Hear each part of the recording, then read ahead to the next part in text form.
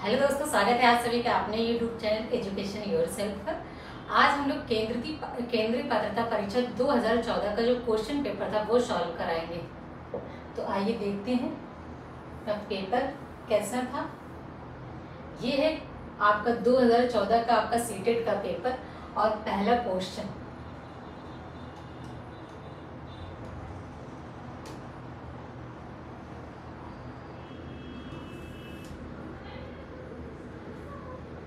तो निम्नलिखित में से कौन सा एक अन्य विकल्पों से संबद्ध नहीं है। तो पहला हमारा है, यहाँ से थोड़ा सा हो गया ये मिस्टेक, किसी विषय पर विद्यार्थियों की प्रतिक्रिया को लेना। तो पहला ऑप्शन है, और दूसरा ऑप्शन है प्रश्नोत्तरी या फिर क्यूज परिचालित करना, और सी है स्व आकलन की कौशल को प्रतिमानित करना, और डी है प्रश्नोत्तर सत्रों को संगठित करना। तो विकल्पों में से संबंध नहीं है, तो इसमें से सभी में तो कुछ ना कुछ विकल्प आ रहे हैं, लेकिन जो हमारा सी वाला ऑप्शन है स्व आकलन के लिए, तो इसमें हम क्या कोई प्रश्नोत्तर कर रहे हैं, नहीं कर रहे हैं, तो हमारा राइट आंसर सी हो जाएगा। ठीक है दोस्तों, तो अब यहाँ पर सेकंड क्वेश्चन आ गया। तो निम्नलिखित में से कौन सा प्रश्न अपने विशिष्ट क्षेत्र से ठीक तरह, ये हमारा तरह हो जाएगा, तरह मिलता हुआ है। तो कौन सा प्रश्न अपने विशिष्ट क्षेत्र की, तो चलिए देख लेते हैं। यहाँ पर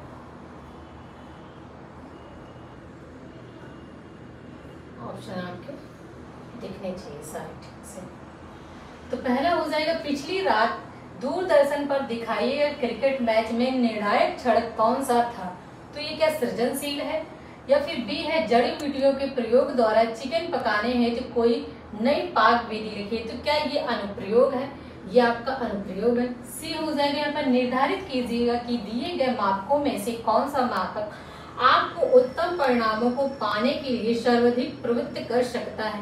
तो क्या आपका ये विश्लेषण है। फिर यह डी ऑप्शन है, क्या आप अपने विद्यार्थियों को उनकी गणित की उपलब्धि के आधार पर वर्गीकृत कर सकते हैं, क्या आपका ये मूल्यांकन है। तो इसमें जब विशिष्ट क्षेत्र से ठीक तरह से यहाँ पर पूछ रहा था, मिला हुआ है, तो आपका राइट आंसर सी हो जाएगा कि निर्धारित कीजिएगा कि दिए गए मापकों में से कौन सा मापक आपको उत्तम परिणामों को पाने में सर्वाधिक प्रवृत्त कर सकता है। तो ये आपका क्या है, ये विश्लेषण है। तो राइट आंसर आपका क्या हो जाएगा, सी हो जाएगा। फिर नेक्स्ट देख लेते हैं। अब आपका थर्ड क्वेश्चन आ गया। तो थर्ड क्वेश्चन देखते हैं क्या होगा। निम्नलिखित में से कौन सी सर्वाधिक प्रभावकारी विधि हो सकती है जो आपकी इस अपेक्षा को पूरी कर सके कि वंचित विद्यार्थी अपनी भागीदारिता द्वारा सफल हो सके। तो एक यहाँ पर विद्यार्थी की बात हो रही है, और इसके बाद वंचित विद्यार्थी है जो भागीदार, ये चार ऑप्शन है, इनमें भागीदार कौन सा सबसे ज्यादा सफल हो पाएगा। तो पहला है, पढ़ाए जाने वाले विषय में आप अपनी रुचि विकसित कर सके, या फिर बी हो जाएगा, अपने लक्ष्य को महसूस करने के लिए बच्चों की अन्य बच्चों से प्राय तुलना।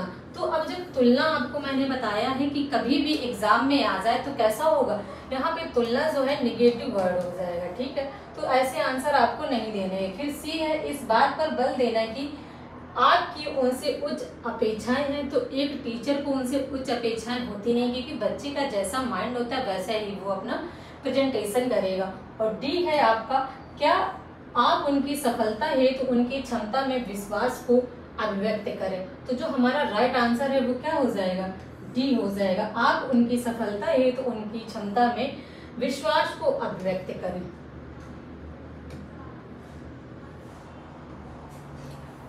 नेक्स्ट क्वेश्चन देखिए। निम्नलिखित में से कौन सा विकासात्मक विकार का उदाहरण नहीं है। तो यहाँ पर हमारा पहला जो ऑप्शन है, प्रमस्तिष्क घात, सेरिब्रेम यहाँ पर हो जाएगा। फिर हो जाएगा पर अभिघातज तनाव, या फिर हो जाएगा न्यून अवधान सक्रिय विचार, या फिर हो जाएगा डी आत्मविलोप। तो यहाँ पे जो आपको दे रखा है, तो यहाँ पर जो हमारा राइट आंसर है वो क्या हो जाएगा, बी हो जाएगा, पर अभिघातज तनाव। तो ये जितने भी आपको दे रखे हैं यहाँ पर ऑप्शन, तो ये हिंदी में बहुत ज्यादा कठिन है, तो आप लोग यहाँ पर ये देखिएगा, इंग्लिश में इनकी मीनिंग देखिएगा। जब भी आपको कुछ समझ में ना आया तो आप दोनों में कंपैरिजन करके यहाँ पर देखिएगा। ठीक है, तो यहाँ पर हमारा जो राइट आंसर है वो क्या हो जाएगा, बी हो जाएगा।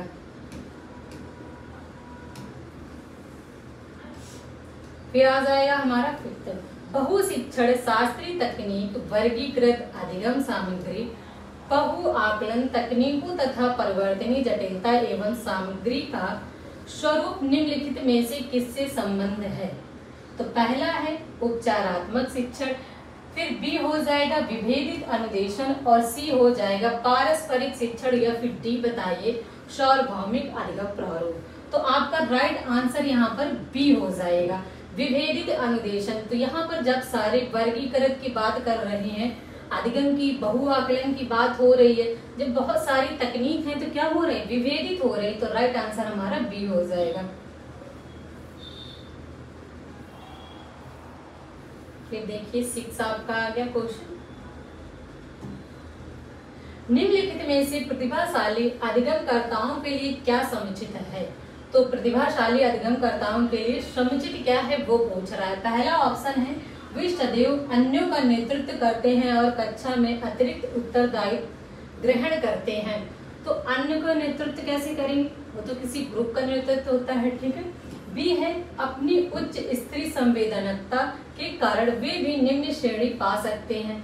तो उच्च जब संवेदनशीलता है तो निम्न श्रेणी कैसे आ सकती है। सी हो जाएगा बुनियादी तौर पर उनकी मस्तिष्क शक्ति के कारण ही उनका महत्व है, या फिर डी हो जाएगा वे अन्यों को भी कुशल प्रभावी बनाते हैं तथा सहयोगी अधिगम के लिए आवश्यक है। तो राइट आंसर इसमें हमारा सेकंड हो जाएगा, अपनी उच्च स्त्री क्या हो जाएगा, अपनी उच्च स्त्री संवेदनताओं के कारण भी वे निम्न श्रेणी पा सकते हैं। फिर यहाँ पर 7 हो जाएगा क्वेश्चन, विद्यालयों में समावेशन मुख्यतः केंद्रित होता है। तो समावेशन की जब यहाँ पर बात हो रही है तो पहला देख लेते हैं, केवल निर्योग्य छात्रों की आवश्यकताओं को पूर्ण करने पर, या फिर बी हो जाएगा संपूर्ण कक्षा की कीमत पर निर्योग्य बच्चों की आवश्यकताओं को पूरा करने पर, या फिर यहाँ पर हो जाएगा सी विद्यालयों में निरक्षर अभिभावकों की शैक्षिक आवश्यकताओं पर, या डी हो जाएगा विशिष्ट श्रेणी वाले बच्चों के लिए सूक्ष्म सूक्ष्म प्रावधानों के निर्माण पर। तो समावेशन मुख्यतः केंद्रित, यहाँ पर विद्यालयों की जब बात होगी तो यहाँ पर हमारा राइट आंसर डी ऑप्शन हो जाएगा, विशिष्ट श्रेणी वाले बच्चों के लिए सूक्ष्म और सूक्ष्म प्रावधानों के निर्माण पर। मतलब कितने भी सूक्ष्म यहाँ पर आपके जो भी आ जाएंगे, समावेशन और सूक्ष्म दोनों के प्रावधानों के, मतलब बच्चों का कुल मिला के यहाँ पर पूरी तरह से समावेशन होना चाहिए। नेक्स्ट क्वेश्चन है 8 नंबर, किसी में सीखी गई निस्सहायता का कारण है। तो बच्चों में सीखी गई निस्सहायता का कारण पहला है हमारा कक्षा गतिविधियों के प्रति कठोर निर्णय, या फिर बी हो जाएगा अपने अभिभावकों की अपेक्षाओं के साथ तालमेल न बना पाना, या फिर यहाँ पर सी है अध्ययन को गंभीरता पूर्वक न लेने हेतु नैतिक निर्णय, या फिर डी है इस व्यवहार को अर्जित कर लेना कि वे सफल नहीं हो सकते हैं। तो निस्सहाय बच्चा कैसे होता है, जब उसके मन में बैठ जाएगा, उसके व्यवहार में आ जाएगा कि वह क्या कर रहा है, व्यवहार को अर्जित कर लेता है कि हम क्या हो जाए। आप ही अगर कोई कार्य कर रहे हैं तो आपके मन में आ जाएगा कि मैं शायद नहीं कर सकता हूँ। जैसे सीटेट का पेपर आप देने जा रहे हैं, अगर आपने मन में सोच लिया कि मेरा एग्जाम क्वालिफाई हो जाएगा तो 100% क्या होता है, क्वालिफाई हो जाता है आपका एग्जाम। अगर आपने मन में बना लिया कि नहीं होगा, मतलब निगेटिविटी आपके मन में पहले ही आ चुकी है, तो क्या होगा, एग्जाम आपका क्वालिफाई नहीं होगा। तो वही है यहाँ पर, तो राइट आंसर डी हो जाएगा, इस व्यवहार को अर्जित कर लेना कि सफल नहीं हो सकते हैं। नेक्स्ट देखते हैं क्वेश्चन 9 नंबर, यदि एक विद्यार्थी विद्यालय में लगातार निम्नतर श्रेणी प्राप्त करती है तो उसके अभिभावक को उसकी सहायता हेतु परामर्श दिया जा सकता है। क्या दिया जा सकता है, मोबाइल फोन, ऑप्शन है हमारा मोबाइल फोन, चलचित्र, कॉमिक्स, खेल हो तो अतिरिक्त काल पर रोक लगाएं। बच्चों को आप कोई भी कार्य कर रहे होते हैं तो क्या करेंगे, आप रोक नहीं लगा सकते हैं। और बी है जो भली भांति शिक्षा नहीं ले पाए उनकी जीवन संबंधी कठिनाइयों का वर्णन करें। तो जो भली भांति शिक्षा नहीं ले रहे हैं तो उनकी कठिनाइयों से यहाँ से बच्चे क्या क्या लेना देना है। तो सी हो जाएगा घर पर उसको परिश्रम पूर्व कार्य करने पर बल दे। आप बच्चों के ऊपर जो जितने भी यहाँ पर क्वेश्चन दे रहे हैं ये सब बच्चों के अकॉर्डिंग है, आपके प्राइमरी के 1 से 5 तक का आपका ये पेपर है 2014 का। तो जो आप 1 से 5 तक बच्चों को पढ़ाएंगे तो आप कार्य कराएंगे, लेकिन आपको बल नहीं देना है, इंजॉय पूर्वक, मतलब बच्चा इंटरेस्टली कार्य करने में। और डी हो जाएगा वह अध्यापकों की घनिष्ठ संगत में कार्य करे, मतलब बच्चा जो है अध्यापकों के प्रति यहाँ पर क्या हो जाए, बिहेवियर अच्छा होना चाहिए जब बच्चा कार्य करे। तो राइट आंसर हमारा यहाँ पर डी ऑप्शन हो जाएगा। नेक्स्ट देख लेते हैं 10 नंबर।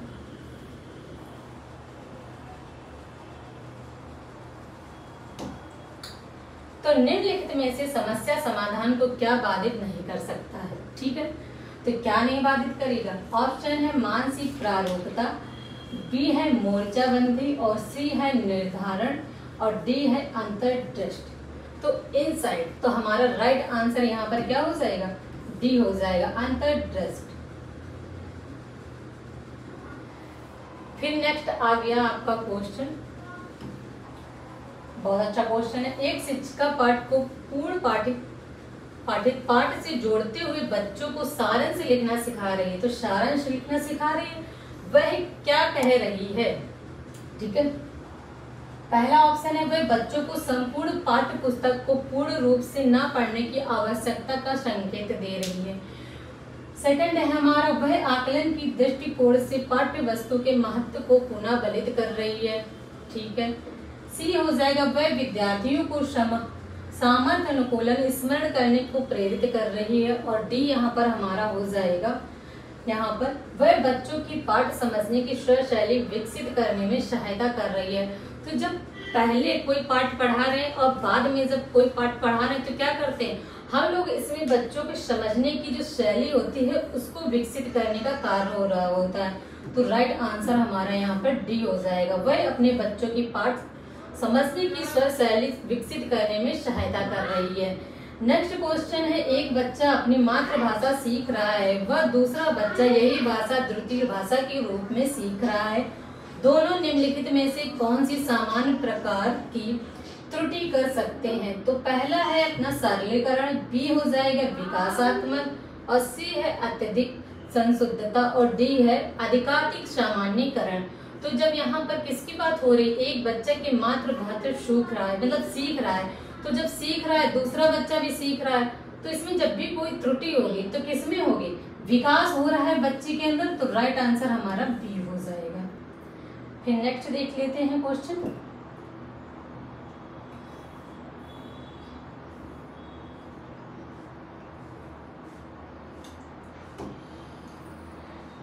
थर्टीन क्वेश्चन, परीक्षा में तनाव निष्पत्ति को प्रभावित कर सकता है, यह तथ्य निम्नलिखित में से किस प्रकार के संबंध को स्पष्ट करता है। पहला हमारा है ऑप्शन तनाव दिलोपन, बी है निष्पत्ति चिंता, या फिर सी संज्ञान प्रतियोगिता, और डी है संज्ञान भावना। तो परीक्षा तनाव की आपकी बात हो रही है, तो यहाँ पर आपका जो ऑप्शन में देखिए थोड़ी बहुत हिंट भी दी है, तो प्रतियोगिता और संज्ञान मतलब जो भी आप माइंड से करें। तो राइट आंसर हमारा यहाँ पर क्या हो जाएगा, सी हो जाएगा।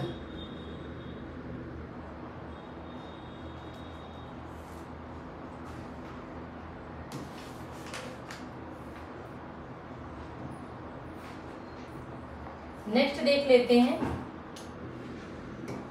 क्वेश्चन है हमारा, एक अध्यापक उस बच्चे के साथ परामर्श करते हैं जिसकी निष्पत्त्यात्मक प्रगति एक दुर्घटना के पश्चात अनुकूलन नहीं है। निम्नलिखित में से कौन सी प्रक्रिया विद्यालय में परामर्श के लिए सबसे बेहतर हो सकती है। तो हमारा पहला ऑप्शन देख लेते हैं, यह अपने विचारों द्वारा खोज करने हेतु तो लोगों में आत्मविश्वास का निर्माण करता है। फिर बी है विद्यार्थियों को भविष्य के विकल्पों को चुनने हेतु तो एक अच्छा समन्वित परामर्श है, या फिर सी इस कार्य को केवल, और वैसे भी आप देख लें जब भी केवल ऐसा आ जाए आपका तो क्वेश्चन में ये नेगेटिव होता है, केवल एक चीज नहीं होती है, व्यवसायिक विशेषज्ञ से कराया जा सकता है, या फिर डी यह एक उपशामक उपाय है ताकि लोग अपने को आरामदायक महसूस कर सकें। तो इसमें से आपका जब राइट आंसर होगा वो ए हो जाएगा। यह अपने विचारों द्वारा खोज करने हेतु लोगों में आत्मविश्वास का निर्माण करता है। और हमारा थोड़ा सा अब लास्ट आ जाएगा क्वेश्चन। तो यहाँ पर एक विद्यार्थी उच्च स्तरीय सृजनशील रंगमंची कलाकार बनना चाहता है, ठीक है। उसके लिए निम्नलिखित में से कौन सा उपाय सबसे कम प्रेरक होगा? तो इन सब में हमें सबसे कम ढूंढना है। तो अपने रंगमंची कलाकार साथियों के साथ समानुभूतिपूर्ण, स्नेही तथा सहयोगी संबंध विकसित करना, ये तो सबसे ज्यादा है आपका।